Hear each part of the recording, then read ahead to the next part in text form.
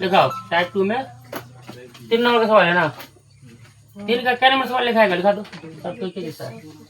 2 number 217x 217x plus 131y बराबर 913। हाँ बराबर 913। 913 हाँ। बाप रे 913 131 है 131x प्लस प्लस 217y बराबर प्लस 217y बराबर 827। 827 समीकरण फर्स्ट। समीकरण सेकंड इस बार जो दिया है ये टाइप 2 है। इस बार देखो x और y का जो गुणांक है बहुत बड़ी बड़ी संख्या है, उसमें भी आवाज संख्या है कि नहीं है। 217 आवाज संख्या है, 131 भी आवाज संख्या है, 131 और दूसरा ये सब क्या है आवाज संख्या है, उसमें भी बड़ी से बड़ी संख्या है। इसको बराबर करने के लिए बड़ी से बड़ी संख्या से गुना करना होगा। जैसे कि परस्पर 217 को 131 से 131 को 217 से बहुत बड़ी संख्या आएगी ना। तो इतना बड़ा गुना करने से अच्छा क्या होगा, फिर भी सवाल बनेगा या ना बनेगा उसका गारंटी नहीं है। कहीं थोड़ा सा भी मिस हुआ तो सारा मेहनत पानी में, सारा मेहनत पानी में। इसलिए हम क्या करेंगे, ये दोनों समीकरण में एक बार जोड़ देंगे दोनों समीकरण को, फिर एक बार घटा देंगे। लिखेंगे यहाँ पर कुछ भाषा में लिखेंगे। दोनों इस टाइप का सवाल जब भी आए, समझ है ना, दिमाग में सेटिंग करना, इसको छोटा करना है, समझ है ना। जब दोनों को छोटा करेंगे तब जाकर के काम बनेगा।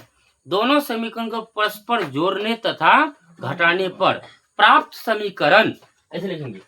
दोनों समीकरण को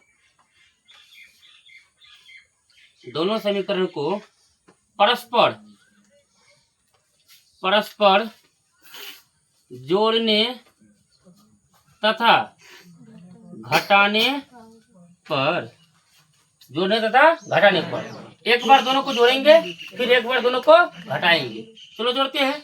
217 131 को जरूरत कितना होगा, पहले यहीं पे लिखिए देते हैं। 217x प्लस 131y बराबर 913, फिर 131x प्लस 217y बराबर में 827।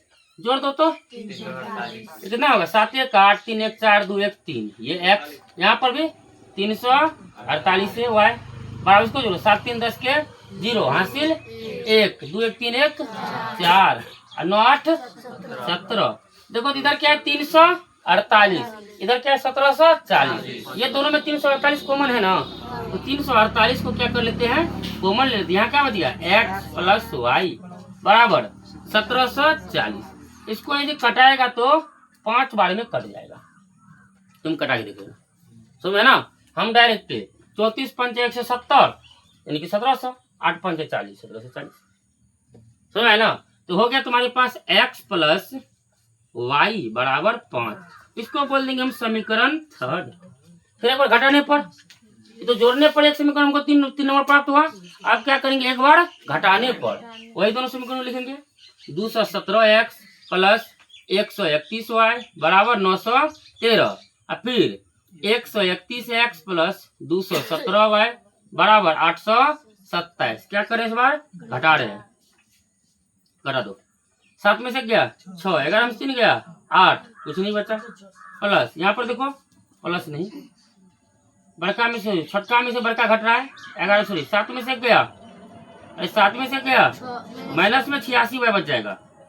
तुम करते रहना। यहाँ पर देखो तो 13 में से 7 गया 6, 11 में से 2 13 में 7 गया, 10 में से 2 गया 8, यहाँ तो कटिए गया। क्या कॉमन है, 86 कॉमन है। x माइनस वाई बराबर 86, 86 से 86 एक बार में कट गया। x माइनस वाई बराबर 1, इसको बोल देंगे समीकरण 4।